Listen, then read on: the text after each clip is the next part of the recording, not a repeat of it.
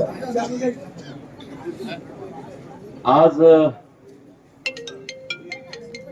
या ठिकाणी विधानसभेची निवडणूक सुरू झालेली आहे आणि या विधानसभेच्या निवडणुकीमध्ये आपल्या सर्वांचे मार्गदर्शक आदरणीय अण्णांनी तुमच्या सर्वांच्या आग्रह खातर, तालुक्याच्या आग्रह खातर अपक्ष असा निवडणुकीमध्ये अर्ज भरलेला आहे, उमेदवारी केलेली आहे आणि ह्या उमेदवारीसाठी माझी भूमिका स्पष्ट करण्यासाठी मी तुम्हाला या ठिकाणी निमंत्रित केलेलं आहे. सुरुवातीला मी तुमच्या सर्वांचं अतिशय मनापासून, अंतःकरणापासून स्वागत करतो. निवडणूक जाहीर झाल्यापासून या मतदारसंघामध्ये या निवडणुकीमध्ये काय होणार, कोण उमेदवार असणार, कुठल्या पक्षाचे उमेदवार असणार, या संदर्भामध्ये चर्चा सुरू झाली आणि आटपाडी तालुक्यामध्ये सुद्धा अशी चर्चा व्हायला लागली की यावेळेला आटपाडी तालुक्यानं त्या ठिकाणी निवडणूक लढवावी, आटपाडी तालुक्यानं लढवावी अशा प्रकारची भूमिका सगळ्या कार्यकर्त्यांची तालुक्याची झाली. ही भूमिका पाहून तुम्ही सगळ्या मंडळींनी, अण्णांनी निर्णय घेतला की आपण त्या ठिकाणी निवडणूक ह्या वर्षीची लढवूया. ते करत असताना काही गोष्टी घडल्या. माझी भूमिका अशी होती की मला थोडस विश्वासात घ्यायला पाहिजे होतं, मला थोडस समजून घ्यायला पाहिजे होतं, माझं मत समजून घ्यायला पाहिजे होतं, अशा प्रकारची भूमिका मांडली. त्याच्या संदर्भामध्ये मी बोललोय, तो विषय आता संपलाय.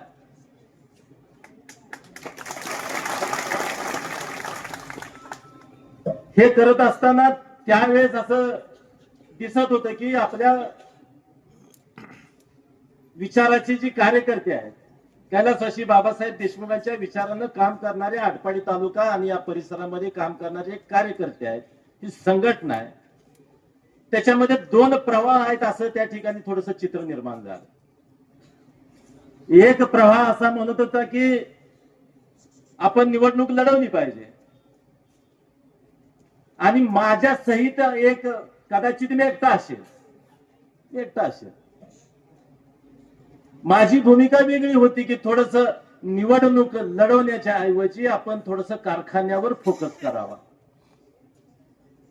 कदाचित माझी भूमिका तुमच्या दृष्टीनं चुकीची असू शकते, मला त्याच्याबद्दल मला काय बोलायचं नाही, परंतु या तालुक्यामध्ये काम करणारा कार्यकर्ता म्हणून मला जे वाटलं, आटपाडी तालुक्यातला दुष्काळ जो पाहिला, पिढ्यानपिढ्या पाहिलेला दुष्काळ आणि आता आलेलं पाणी आणि पुढचं गणित, आटपाडी तालुक्याचं आर्थिक व्यवस्था, आटपाडी तालुक्यातल्या तरुणांच्या हाताला काम देणं, हे डोक्यात ठेवून मला काय वाटत होतं की आपण अशा प्रकारची भूमिका घ्यावी. परंतु ती भूमिका थोडीशी मर्यादित होती, माझ्यापुरती होती अशी समजून घेऊ आपण. मी माझं मत आपल्या समोर मांडलं, माझा संताप म्हणा काय म्हणा मी व्यक्त केला आणि तो तुमच्या पुढे मी व्यक्त करणार आहे. मी दुसऱ्या पुढे काय व्यक्त व्हायचा काही विषय येत नाही ना. मी भाषण ते दुसरीकडे कुठं करू शकत नव्हतो ना. त्यावेळेस सुद्धा मी म्हणलं की ही मीटिंग जर आपल्या पार्टीच्या फक्त कार्यकर्त्यांची असती तर आणखीन मला स्पष्टपणे बोलता आलं असतं. याचा अर्थ असा होतो की मला तुमच्या पुढे काय मत मांडायचं होतं, तो माझा कार्यकर्ता म्हणून माझा अधिकार आहे तो, आणि ते मत मी तुमच्या समोर मांडलं. आपण सगळ्यांनी मिळून अण्णांचा अर्ज भरला. अण्णांनी त्याच्या अगोदर राष्ट्रवादी काँग्रेसमध्ये प्रवेश केला. जयंत पाटील साहेबांची चर्चा झाली, पवार साहेबांची त्यांची चर्चा झाली, मला माहित नाही. आणि त्यांना शब्द दिला गेला असावा असं मला वाटतं. कारण त्या मीटिंग मधून पवार साहेबांच्या मीटिंग मधून बाहेर आल्या आल्या अण्णांनी राष्ट्रवादीमध्ये प्रवेश केला. ह्याचा अर्थ आम्ही समजतो की तुम्हाला पवार साहेबांनी आणि जयंत पाटलांनी शब्द दिला होता, म्हणून तुम्ही ते धाडस केलं, किंबहुना ते विधान तुम्ही केलं की आम्ही अशा पद्धतीचा निर्णय घेतलाय. आजची परिस्थिती काय? जर त्यांनी शब्द दिला असेल तर त्यांनी पाळला नाही, हे तर सिद्ध झालं. आणि मग थोडस अर्ज भरला, त्याच्यानंतर काय प्रक्रिया झाली आणि मी माझ्या मुद्द्यावर ठाम होतो की मला कारखान्यासाठी जो मदत करेल त्याच्या पाठीमागे आपण जायचं, अशा प्रकारची भूमिका माझी ठरलेली होती, लक्षात घ्या. आणि त्याच्यानंतर जी प्रक्रिया घडली, मी जयंत पाटील साहेबांना जाऊन भेटलो. जाताना व्हॉट्सअपवर मी तुम्हाला निरोप दिला, पोस्ट टाकली की मी उद्याच्याला 6:30 वाजता जयंत पाटील साहेबांना भेटायला जाणार आहे आणि माझ्यासोबत सन्माननीय सदाभाऊ आणि वैभव दादा हे माझ्या बरोबर आहेत, अशा प्रकारची भूमिका तुमच्या पुढे मांडली. आणि मग मी तिथे गेलो. आता तिथं काय घडलं त्या दरम्यानच्या काळात हे तुम्हाला सांगणं गरजेचं आहे ना. मी जाऊन आलो, माझी भूमिका त्यांच्या समोर मांडली. म्हणलं माझी अशी भूमिका आहे की या निवडणुकीमध्ये जर तुम्हाला मदत आमची पाहिजे असेल, आटपाडी तालुक्याची मदत पाहिजे असेल, किंबहुना माझी मदत पाहिजे असेल, 5 मिनिटं असं गृहीत धरा म्हणलं की मी एकटाच आहे. तुम्हाला जर वाटत असेल की ह्याला बरोबर घ्यावं तर माझी अट असं आहे की माझा कारखाना मला द्या, माझ्या तालुक्याचं हे आर्थिक केंद्र आहे मला द्या, आम्हाला द्या. ही भूमिका मी त्यांच्या समोर मांडली.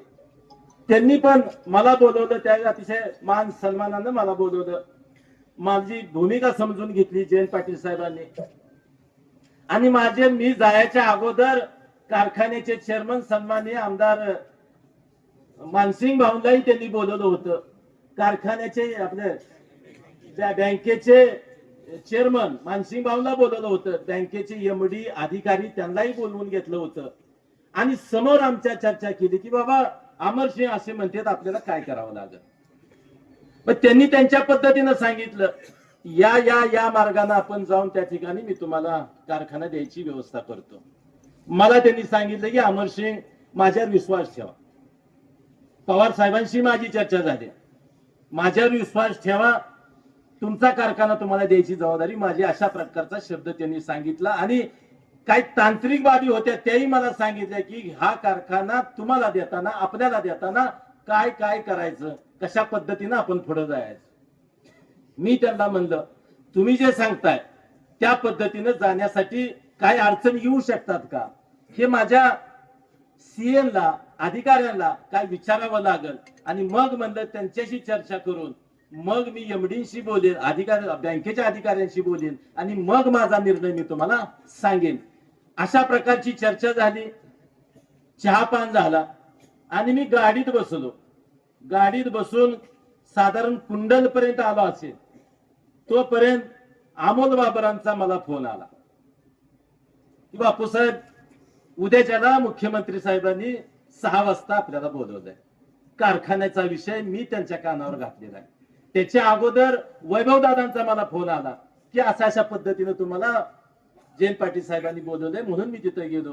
त्यावेळेला तिथून बाहेर पडल्या मला त्यांचा फोन आला की उद्याच्याला मुख्यमंत्री महोदयांनी तुम्हाला बोलवलंय. दुसऱ्या दिवशी सकाळी मी पोस्ट टाकली की मी उद्याच्याला मुख्यमंत्र्यांना भेटायला जातोय. आणि संध्याकाळी 6:30ला मुख्यमंत्र्यांनी बोलवलं आम्हाला वर्षा निवासस्थानी. सगळ्या गोष्टी समजून घेतल्या. माझा आणि त्यांचा परिचय नाही, मी पहिल्यांदाच त्यांच्या समोर गेलो होतो. त्यांनी माझी ओळख करून दिली. माझं काम, आपल्या पार्टीचं काम हे मी त्यांना समजून सांगितलं की या या या पद्धतीनं आम्ही आटपाडी तालुक्यामध्ये परिसरामध्ये या संस्था चालवतो, असं असं आहे, आमची पार्श्वभूमी राजकीय अशी अशी आहे. त्यांनी मला सांगितलं की देशमुख साहेब तुम्ही आलाय, तुमचा प्रश्न मला समजला, तुमचा प्रश्न समजला, तुमची अडचण समजली, तुम्ही मला मदत मागायला, त्यांनी जे बोलले तेच सांगतोय. जयंत पाटील साहेब बोलले तेच मी तुम्हाला सांगितलं. मुख्यमंत्री बोलते तेच सांगतोय मी तुम्हाला. त्यांनी मला सांगितलं मुख्यमंत्र्यांनी, तुम्ही इतक्या लांब आलाय पण तुमचं काम काय आहे? मी म्हणलं कारखाना घेण्यासाठी मला कर्ज पाहिजे, मला काय अनुदान नको आहे.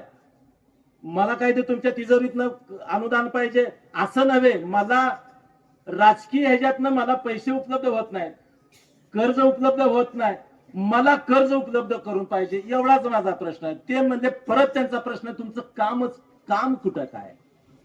अहो म्हणलं मी तुमचं कामच सांगतोय. देशमुख साहेब हे कामच नाही म्हणजे. तुम्हाला कर्ज पाहिजे म्हणताय मला, तुम्ही मला मुख्यमंत्री म्हणून काय मागतच नाही. कर्ज देणं हे काम नाही म्हणले. बघा, कर्ज देणं हे कामच नाही म्हणले. निश्चितपणे तुम्हाला कर्ज पाहिजे असेल, दोन गोष्टी मी सांगितल्या. माझा प्रस्ताव आता कुठं आहे, एनसीडीसी संदर्भात कुठं आहे? एनसीडीसी हे केंद्राची संस्था आहे की राज्यातल्या देशातल्या कारखान्या सहकारी संस्थांना कर्ज देते. की मागच्या 4 महिन्यामध्ये महाराष्ट्रातल्या कारखान्यांना केंद्रानं एनसीडीसीतनं जवळजवळ 3-3.5 हजार कोटी दिले. मी परवाच त्याचा उल्लेख त्या ठिकाणी केला. त्यातनं मला कर्ज द्या. किंबहुना काय अडचण आलीच तर मी आता मुख्यमंत्र्यांसमोर असं कसं म्हणू की आपलं सरकार नाही आलं तर काय होईल? एक मर्यादा असते ना, पुन्हा पुढे बोलताना काय बोलायचं. म्हणून मी त्यांना म्हणलं, साहेब एनसीडीसीचं तुमची सत्ता आल्यावर एनसीडीसी मिळू शकतं, पण काय तांत्रिक अडचण आली तर, असा मी प्रश्न केला. मग काय तांत्रिक अडचण आली तर मग काय करायचं? ते म्हणले मी तुम्हाला तिथं नाही जमलं तर दुसरीकडनं मी तुम्हाला कर्ज उपलब्ध करून द्यायची जबाबदारी, आणि ती माझा शब्द म्हणजे तुम्हाला आहे. ते नाही तर म्हणजे माझा काय या कार्यकर्त्यांसाठी उपयोग आहे, हे त्यांचं वाक्य आलं. तिथं ती बैठक झाली. अर्ध्या तासानं लगेच फडणवीस साहेबांच्याकडे गेलो. त्यांना ही सगळी भूमिका मांडल्यावर ती म्हणले मला माहित आहे सगळं. त्यांच्याच सहीनं, त्यांच्या शिफारशीनं माझा एनसीडीसीचा प्रस्ताव सहकार मंत्र्यांच्या टेबलवर आज गेलेला आहे. त्यांच्याच कुणाच्या? फडणवीस साहेबांच्या. हे वस्तुस्थिती आहे. मला म्हणले देशमुख साहेब तुमचा मुद्दा मला माहिती आहे, तुमचा प्रश्न मला माहिती आहे, फक्त काही तांत्रिक अडचणी आल्यामुळं आपल्याला ते करता आलं नाही. पण मी तुम्हाला शब्द देतो की तुम्हाला निवडणूक झाली की हे निश्चितपणे मी पूर्ण करून देईन, माझा शब्द आहे. म्हणजे अजितदादांना भेटण्याचा प्रयत्न केला परंतु भेटले नाहीत. मी संजय काकांची माध्यमातून त्यांना फोन करून म्हणलं काय वेळ मिळते का बघावं, परंतु तो वेळ मिळाला नाही. त्यामुळे या दोघा तिघांनाच मी भेटलो आणि ही चर्चा झालेली मी तुमच्या समोर आज मांडतो. मी ह्या दोघा तिघांनी जी चर्चा झाली त्याच्या संदर्भामध्ये, कारखान्या संदर्भामध्ये आपल्याला कोण मदत करू शकतो? जयंत पाटलांच्या बरोबर जर गेलं तर काय होऊ शकतं? भाजप शिवसेनेबरोबर जर त्यांची मदत घ्यायचं ठरवलं तर काय होऊ शकतं? ह्याचा अंदाज मला आला होता. कारण हे सगळं केल्यावर बँक कुणाच्या ताब्यात आहे ही सगळी प्रक्रिया करताना त्याचाही मी विचार केला. समजा तिकडून असा उलटा विचार केला तर तिथं डायरेक्टर कोण आहे ह्याचाही मी विचार केला. आणि मग ह्या फटीतनं बाहेर कसं पडायचं ह्याचाही मी विचार करून ठेवला होता. आणि मी निर्णयापर्यंत आलो होतो. लक्षात घ्या, आता तो काय निर्णय घेणार होतो? जयंत पाटील साहेबांच्या बरोबर जाणार होतो काय भाजप शिवसेनेबरोबर जाणार होतो ते माझ्या मनाला माहिती आहे. मी आता तुम्हाला सांगत नाही, सांगून उपयोग काय? आता तो विषय संपला. आता विषय असा आला की आता उद्याच्याला काय करायचं. आता तो विषय मनात असो नसो काय असू दे, परंतु आता मी परवाच असं म्हणलं, अण्णांनाही म्हणलं की तुम्ही उभा राहणार असाल आणि तालुक्याच्या वतीनं उभा राहणार असाल तर मी तुमच्या बाजूने येणार आहे असं त्याच वेळी मी सांगितलेलं होतं. त्यामुळे आता हा प्रश्न आता बाजूला राहिला. माझा कारखाना, माझ्या कारखान्याला आपल्या ताब्यात कोण देणार होतं, त्याच्यासाठी काय करणार होतं, कोण काय करणार होतं हे मी तुम्हाला खुलेपणाने सांगितलं होतं. आणि आता माझ्या मनामध्ये पक्क बसलं होतं की ही मदत कोण करू शकतं आणि कुणी मदत केल्यावर काय अडचणी येतील, कुणी मदत केल्यावर काय मदत होईल, अशा प्रकारचं चित्र स्पष्ट त्या ठिकाणी झालं होतं. परंतु तोपर्यंत अण्णांनी अर्ज भरला, त्या सगळ्या घटना घडल्या. एकटा तर मी कुठे जाऊ शकत नाही जाऊ शकत. परंतु हे करत असताना माझ्या पाठीमागची भूमिका सुद्धा तुम्ही समजून घेतली पाहिजे. आपण आता चर्चा काय करतोय की अण्णा आमदार झाले म्हणून टेंबूचं पाणी आलं का नाही हे मान्य का सगळ्याला? त्याच्या पुढचा प्रश्न मला तुम्हाला विचारायचा आहे. थोडस तुमचं माझं घडणार आहे आता. माझा पुढचा प्रश्न असा आहे, आता तुम्ही म्हणला की अण्णा आमदार झाले म्हणून टेंबूचं पाणी आलं, हे सगळ्याला मान्य आहे. माझा पुढचा प्रश्न असा आहे, अण्णा आमदार का झाले? समजून घ्या विषय. अण्णा आमदार झाले म्हणजे कारखान्याचे चेअरमन होते म्हणून अण्णा आमदार झाले. हे नाकारणार आहे का तुम्ही? कोणी? बाबासाहेब देशमुखांनी कारखाना उभा केला. तुम्ही त्यांच्या निधनानंतर सगळ्यांनी मिळून राजेंद्र अण्णांना त्याच्या खुर्चीवर बसवलं म्हणून ताकद तुम्हाला मिळाली, सगळ्यांना आपल्या पार्टीला मिळाली. हे मान्य आहे का नाही तुम्हाला? म्हणून अण्णा चेअरमन झाले, म्हणून अण्णा आमदार झाले आणि म्हणून टेंबू मंजूर झाले. हे समजून घ्या. त्याचा मूळ कारखाना हे समजून घ्या तुम्ही. कारखाना नसता अण्णा आमदार झाले नसते. आमच्या प्रपंचाला आम्ही गेलो असतो, अण्णा शेती केली असती, माझ्या मनानं काय केलं असतं, अण्णा काकांनी काहीतरी केलं, आमच्या प्रपंचाला आम्ही लागलो असतो. कारखाना झाला म्हणून अण्णा चेअरमन झाले, म्हणून अण्णा आमदार झाले, म्हणून टेंबू आलं. लक्षात घ्या, ते मूळ कशात आहे तर कारखान्यात आहे. हे नकारून चालणार नाही तुम्हाला. म्हणून माझी तडप होती की ते राखूया आपण. आता नवीनच प्रश्न निर्माण झाले. कालचं भाषण जयंत पाटील साहेबांचं तुम्ही ऐकलं असेल. एक तर जयंत पाटील साहेबांनी हे बोलायला नको होतं. मी ते धुराड पेटवणार अशा प्रकारचं विधान त्यांनी केलं. ते त्यांनी बोलायला नको होतं असं माझं वैयक्तिक मत आहे. तुम्ही बोलला ते बोलला. कुठं बोलला? खानापुरात बोलला तुम्ही. ज्या कारखान्यानं खानापुरातून सुरुवात झाली विरोधाला आमच्या, ऐका नाही तुम्ही अण्णा सगळी जण, कुठनं सुरुवात झाली? कारखान्याच्या विरोधाला. कारखाना होऊ नये म्हणून खानापूर. मला माफ करा, गेलेल्या माणसाबद्दल वाईट बोलायला मी त्यांचं नाव घेत नाही. तिथनं सुरुवात झाली. तिथं येऊन तुम्ही म्हणताय की तुझा कारखाना मी घेणार, तुम्ही धुराड पेटवणार म्हणता. ह्याचा अर्थ तुमचं स्वच्छ मत असा आहे.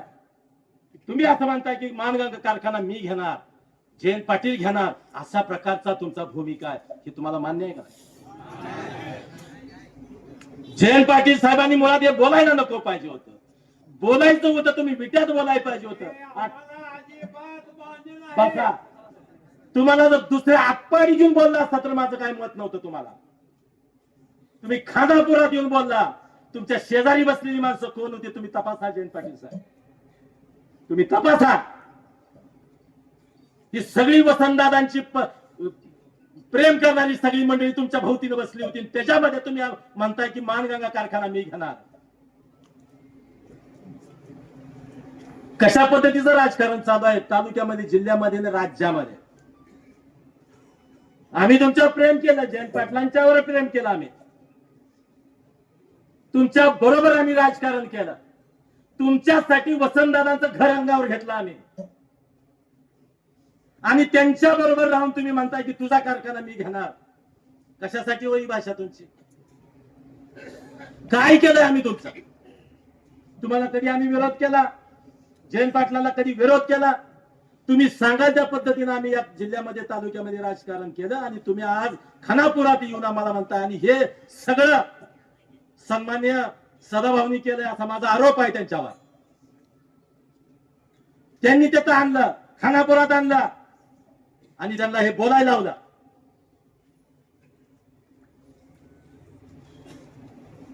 जयंत पाटलांना कारखानाच घ्यायचा आहे. तुम्हाला जतच का दिसतो? दुष्काळीच पट्टा कसा दिसतो तुम्हाला? जतच कसं दिसतंय? कवठे मंकाळच कसं दिसतंय? आटपाडीच कसं दिसतंय? मला जयंत पाटील साहेबांना जाहीर प्रश्न विचारायचा आहे, सवाल करायचा आहे. तुम्हाला जर कारखानाच घ्यायचा होता, जतचा कारखाना बंद पडला, बँकेनं ताब्यात घेतला. कवठे मंकाळचा कारखाना बंद पडला, बँकेनं घेतला ताब्यात. मानगंगा आटपाडीचा कारखाना बंद पडला, बँकेनं ताब्यात घेतला. आणि ते घ्यायची भाषा तुम्ही करता. तुम्हाला घ्यायचंच आहे ना जयंत पाटील साहेब? सांगलीचाही कारखाना बंद पडला होता, बँकेनं ताब्यात घेतला होता. तो का घेतला नाही आता मला? तो का घेतला नाही तुम्ही? आणि तो कारखाना रिसर नीट करून विशाल पाटलांच्या जोडीत टाकला, तुम्ही टाकला. त्यावेळेला बँकेचे चेअरमन तुमच्या वाळव्या तालुक्यातले होते. म्हणजे ज्यांच्या विरोधात तुम्ही काम करता, ज्यांच्या विरोधात जिल्ह्यामध्ये प्रचार करता, सगळं करता, त्यांना सूड देता तुम्ही. आणि आम्ही तुमच्यावर प्रेम करतोय. आम्ही तुमच्या बरोबर 20-20 वर्ष काम केलं आणि तुम्ही भाषा करता की तुझा कारखाना मी घेणार आणि धुराड पेटवणार. आमच्या शुभेच्छा आहेत जयंत पाटील साहेब, तुम्हाला शुभेच्छा आहेत आमच्या. तुम्हाला त्याच्या आतली बाजू तुम्हाला सांगतो. ज्यावेळी बँकेनं मागच्या 2 वर्षापूर्वी मानगंगा कारखान्याचा लिलाव काढला होता, त्यावेळी मी प्रयत्न केले, माझ्या हाताला ते लागत नाही असं लक्षात आल्यावर मी जयंत पाटलांच्या जवळच्या माणसाला, म्हणजे राजाराम बापू कारखान्याचे चेअरमन, त्यावेळेचे chairman PR Patil, PR Dada, त्यांना मी फोन केला. मला जमत नाही, तुम्ही घेताय का बघा बघा. मी त्यांना फोन केलता PR दादांना, दादा हे ताकद नाही माझी, हे घ्यायचे, तुम्ही घेताय का बघा, जयंत पाटलांशी चर्चा करा. आपण एका विचाराचे आहोत. बाबासाहेब देशमुख, राजाराम बापू एका विचाराने या जिल्ह्यामध्ये काम केलंय. आम्हाला जमत नाही, तुम्हाला घेता येत असला तर घ्या. हा निरोप मी PR दादांना दिला होता. त्यांनी चर्चा करून मला सांगितलं की बापूसाहेब आम्हाला काही जमत नाही. आम्ही तुम्हाला निघालो होतो द्यायला, तुम्ही म्हणताय घेत नाही. आता ईर्ष्यापोटी, राजकारणापोटी तुम्ही म्हणताय की तुझा मी घेतो, तुझा धुराडा आम्ही पेटवतो. ही ईर्ष्या आमच्यावर कशाला करता? आम्ही फार लहान आहोत जयंत पाटील साहेब, तुमच्याशी आम्ही कशी स्पर्धा करणार आहे? तुम्ही जिल्ह्याचे मालक आहात, तुम्ही जिल्ह्याचे नेते आहात.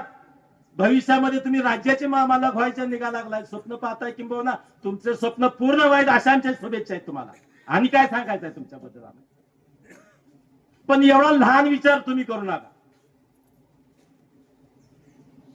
या पद्धतीनं राजकारण जर करणार असाल कोण, तर मला माझ्या तालुक्याबरोबर राहावं लागेल, मला माझ्या माणसांच्या बरोबर राहावं लागेल.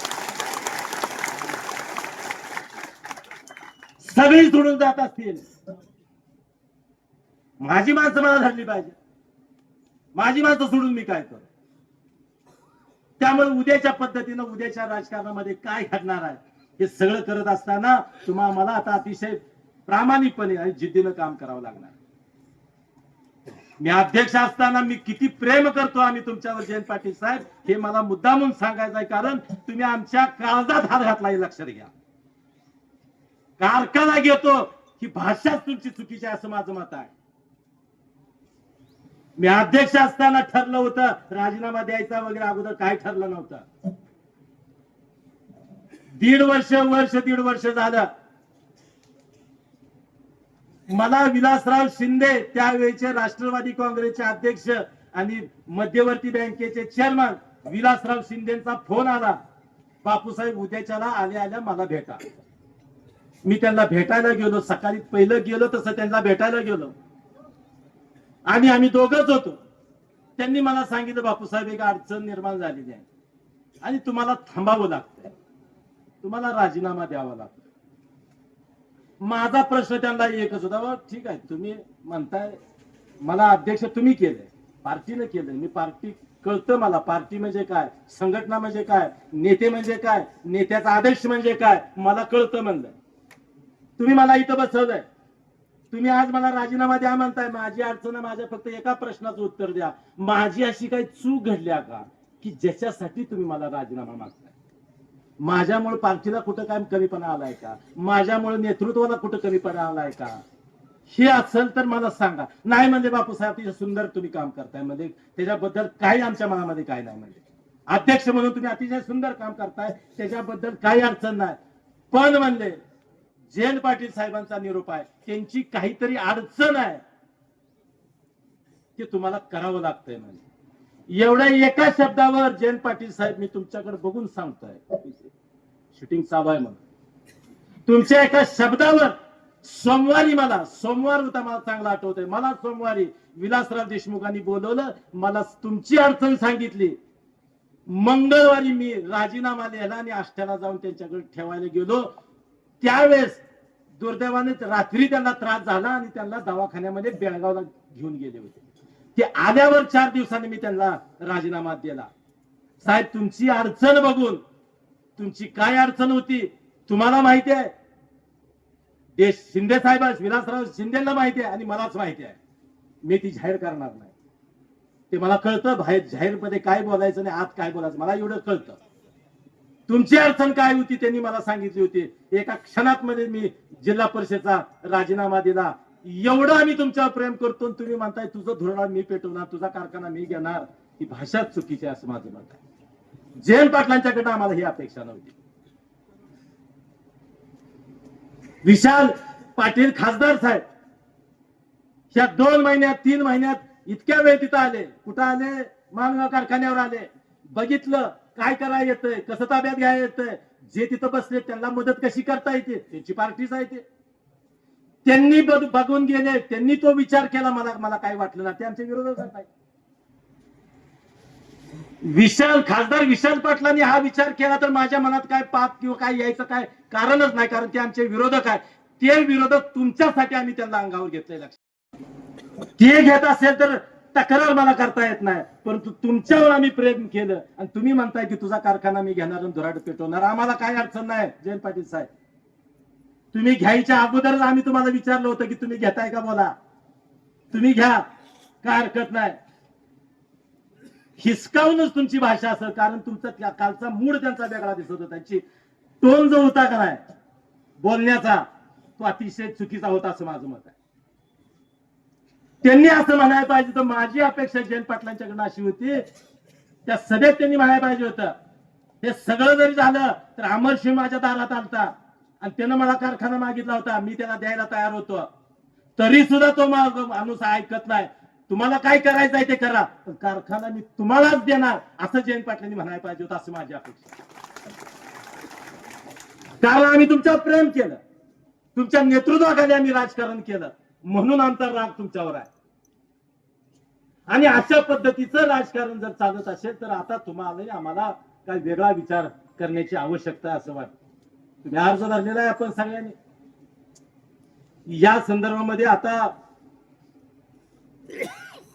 नेटानं काम करावं आपण अपक्ष. तुमचं माझं तालुक्याचं अस्तित्व आता ठरणार आहे, लक्षात आहे, ठरणार आहे. आता चूक घडली तर ह्या तालुक्याला ही मंडळी इतका त्रास देतील, लक्षात घ्या, इतका त्रास देतील ही मंडळी, तुम्ही कल्पना करू शकणार नाही. त्यामुळे काय वाटलं ते झालं, काय वाटेल ते झालं तर ते घ्यावंच लागेल तुम्हाला, मला घ्यावंच लागेल.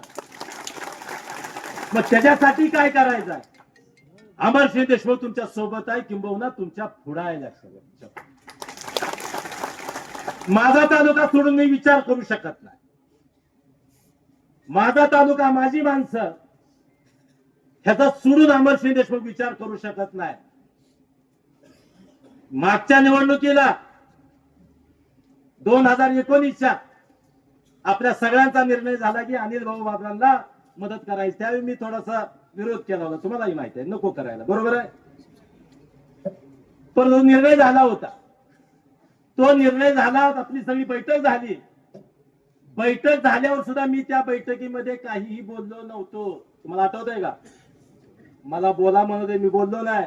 ती बैठक झाल्या मी काय केलं असेल, उठलो तसा धऱ्याला गेलो. बघा, तुम्हाला न सांगता गेलो तो माफ करा, त्यावेळेस आता माफी मागतो. उठलो तसं धऱ्याला गेलो. सध्याचे विधान परिषदेचे आमदार पडळकर साहेब तिथं होते, चौऱ्यांना होते, आपल्या मार्केट कमिटीचे व्हाईस चेअरमन दिलीप खिलारे होते. ही दोघं चौघं घेऊन मी त्यांच्याकडे गेलो आणि त्यांना म्हणलं असा असा निर्णय झालाय, अनिल भाऊला पाठिंबा द्यायचा निर्णय झालाय. आतापर्यंत ह्या क्षणापर्यंत मला मान्य नाही. मी तसं माझ्या माणसांजवळ बोललोय. जिल्हा परिषदेची निवडणूक असताना या तालुक्यातनं पडळकरांना आमदार करायसाठी कोण बोलला असतं तर या जिल्ह्यातनं या तालुक्यातनं मी पहिल्यांदा मी बोललोय. आणि ती सुरुवात मी निंबोड्यातनं केली होती. आम्ही तुमच्या मागे येतो, तुम्ही उभा राहावा आणि तालुक्याचा आमदार करूया, अशा प्रकारची भूमिका मी मांडली होती पहिल्यांदा जिल्हा परिषदेच्या निवडणुकीमध्ये. आणि तिची सुरुवात निंबोड्यातनं मी केली होती. त्याचाच धागा पकडून मी त्यांच्याकडे गेलो. असा असा निर्णय झालाय, असा असं वर्ण फडणवीस साहेबांचा फोन आलाय, अण्णांची यांची चर्चा होऊन संजय काका होते, खासदार साहेब पृथ्वीराज बाबा होते आणि काही मंडळी ज्येष्ठ मंडळींनी ठरवलंय अनिल भाऊंच्या परत जायचं आहे. पण मला तो निर्णय मान्य नाही. तुम्ही उभा राहताय का, मी त्यांना विचारून आलो. तुम्ही उभा राहताय का? राहत असाल सगळी बाजू फटून मी तुमच्या मागे उभा राहतो. मी सांगून आलतो, आता तुमच्या समोर बोलतोय. मी कुठेही चुकलेलो नाही, तालुक्याच्या बाबतीत कधी चुकलो नाही. ज्याला शब्द दिला पाळायची भूमिका त्या ठिकाणी आपण सगळ्यांनी घेतलेली आहे. त्यामुळं मी त्यांना बोललो होतो, ते मला म्हणले बापू साहेब मला आता काही इथं उभा राहता येणार नाही, मला फडणवीस साहेबांनी बारामतीमध्ये उभा राहायसाठी निर्णय घेतला. हे तुमचं पक्का आहे का? पक्का आहे. मी आता त्यातनं शब्दातनं आलो, अनिल भाऊंचा प्रचार करायला सुरुवात केली. कुठंही कुणी काही चुकलेलं नाही. आता आपण काय करायचं आहे, ही भूमिका तुम्ही आम्हाला घ्यायची आहे. आता थोडीशी संशयाची सुई थोडी थोडी इकडे तिकडे होत होती. सगळी पळतेच बापूसाहेब कुठे दिसत नाही, सगळी पळतेच बापूसाहेब कुठे दिसत नाही. मला हे करताना सगळाच विचार करावा लागणार आहे आपल्याला. आणि आता हे सगळं रामायण घडल्यावर आता निर्णय पक्का झालाय. आता राजेंद्र देशमुख उभा नाही, आटपाडी तालुका उभा आहे. लक्षात घ्या, आटपाडी तालुका उभा आहे. उद्याच्या प्रचाराचा नारळ फोडताना मी बाकीचं बोलेन. आता ही मागचं झालं, काय झालं ते. आता काय करायचं ठरलंय, उद्या काय करायचं आहे, निवडणूक कशी खेळायची आहे, कुठले मुद्दे मांडायचे आहेत, कुठल्या मुद्द्यावर बोलायचं आहे, कुणाला टार्गेट करायचं आहे आणि काय मिळवायचं ह्या तालुक्याला, हे उद्यापासून ठरणार आहे. लक्षात घ्या. ती पुन्हा मी घेऊ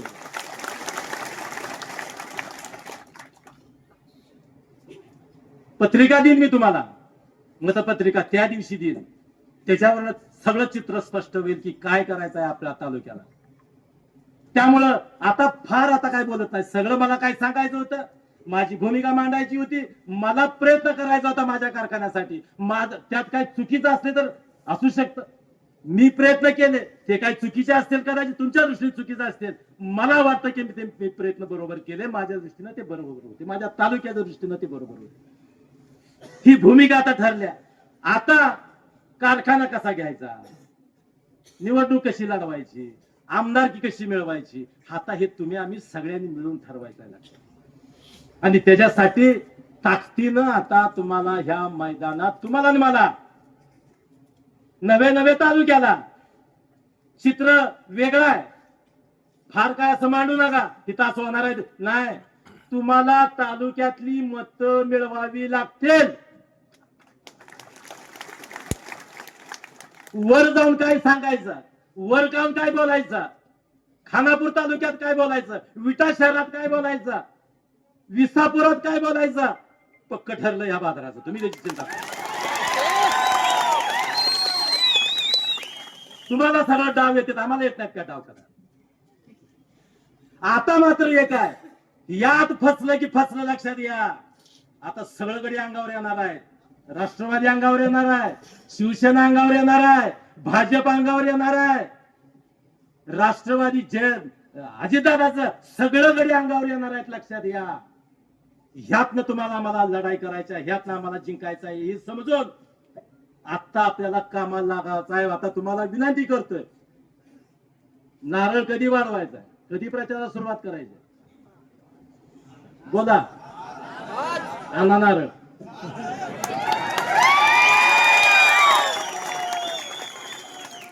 आणा की. कोणाला रे कोणाला रे कोणाला. हे सगळं करत असताना लक्षात घ्या, एकच करायचं. आटपाडी तालुक्यातल्या प्रत्येक घरामध्ये किमान 4 वेळा माझा माणूस गेला पाहिजे. किमान 4 वेळा. एका घरात 4 वेळा पलटी होऊ शकते. लक्षात घ्या, पलटी होऊ शकते. पण तालुका एक संघ झाला पाहिजे. तालुक्यातलं पुढारी वेगवेगळं बोलणार आहेत. परवा दिवशी तुमच्या समोर बसलेला गडी, खरं बोलतो, मी बोललो होतो, अण्णांना उभा राहावा म्हणून भाषण केलं. आणि काल खानापुरात वैभव दादा तुम्हाला आटपाडी तालुक्यातनं 5,000चं लीड देतो म्हणले. काय भाषा तुमची? काय करताय? काय विचार करताय? कशा पद्धतीचं राजकारण करताय? काय शिकवताय तुम्ही तालुक्याला? कुठे घेऊन चाललाय तालुक्याला तुम्ही? जरा तरी पाहा काहीतरी. ह्या पद्धतीनं राजकारण करून चालणार नाही. तुम्ही इथं राजेंद्र अण्णांना उभा राहा म्हणून सांगताय आणि खानापुरात जाऊन भाषण करताय. वैभव दादा तुम्हाला आटपाडी तालुक्यातनं 5,000चं लीड देतो. काय तुम्ही आणि कशाच्या मुद्द्यावर? तुम्ही कुणाच्या जीवावर उभा राहणार होता? आता बोला की, कोण माणसं या आता लक्षात घ्या. म्हणू देते तालुक्यातला पुढारी, तालुक्यातलं नेते मंडळी, मी त्यांना विनंती करणार आहे. या निमित्ताने जाहीर विनंती करतोय, हात जोडून विनंती करतोय. आता राजेंद्र देशमुख, अमरसिंह देशमुख, संजीव काका वाडा संपलाय विषय. तुम्ही सांगितलं म्हणून आम्ही पुढे झालोय. आहे का मान्य तुम्हाला? तुम्ही सांगितलंय, माझा विरोध होता का नाही? तुम्ही सांगितलं म्हणून एवढी उभा राहिला, पुढे चाललाय का नाही? आता तुम्ही मागे हटायला नाही. आता मागे चालणार नाही.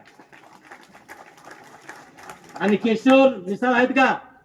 तुमची पोस्ट आहे, एकटा गडी निघाला. अरे कुठं एकटा? तालुका घेऊन निघाला मला ना. एकटा कुठं चाललाय? तालुका घेऊन गडी निघाला असं म्हणा गेलं. हा, कानाला बरं वाटतं म्हणून टाकू नका. त्याचा अर्थ काय निघतो ते बघा. राजेंद्र एकटा कसा चाललाय आणि आपण कुठं आहे? मग आपण कुठं आहे? एकटा गडी नाही, राजेंद्रांना तालुका घेऊन पुढे चालला असं म्हणा. आणि वाढवा, ज्येष्ठ कोण आहे? उठा, वाढवणार. एक लक्षात घ्या, लय वेळ बघायची गरज नाही. वेळ आपलीच आहे. पडणार उठा. कोण आहे? बोलवा. उठा. नाही दादा. हो जिंबल साहेब उठा. पडणार दादा. नारळ अन्नाच कसं फडक्यालं? आता अण्णा नाहीत लाग. अजून सांगतोय, एक पडणार तिकडे तोड काढा. हा तिकडे काढा. नारळ काढा. हे काढा. उत्तरेला असू दे काय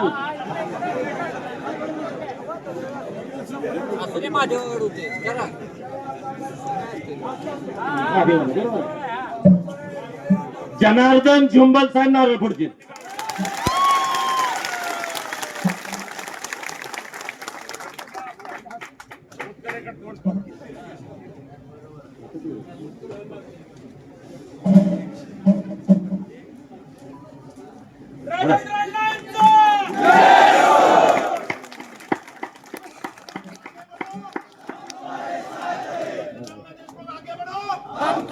आता एकच बोलतो आणि हा विषय कामाला लागायचा.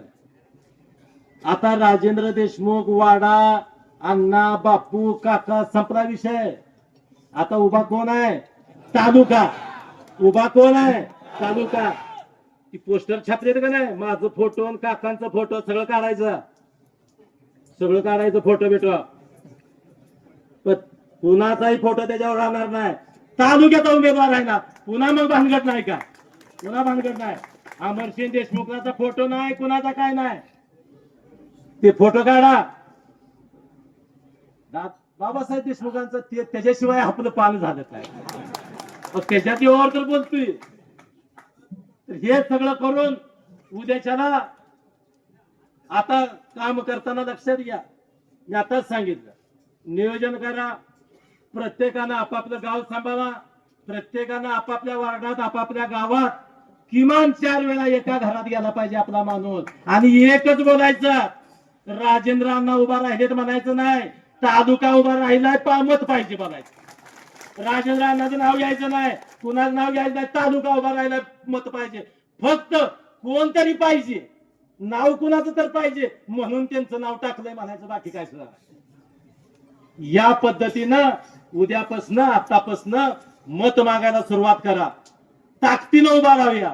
परत सांगतोय, तालुक्यातलं मत ना मत, तालुक्यातल्या मशीन उघडली का नाही, कुठं तर फुटकाळ गेलं पाहिजे इकडं तिकडं. हा, काही अडचण नाही. आणि मला खात्री आहे आपण सगळ्यांनी ठरवलं तर हे सुद्धा अवघड नाही, हे सुद्धा अवघड नाही. आणि ते मिळवायचं ही शपथ घेऊन तुम्ही आम्ही उठूया. एवढंच बोलतो आणि थांबतो. जय हिंद, जय महाराज.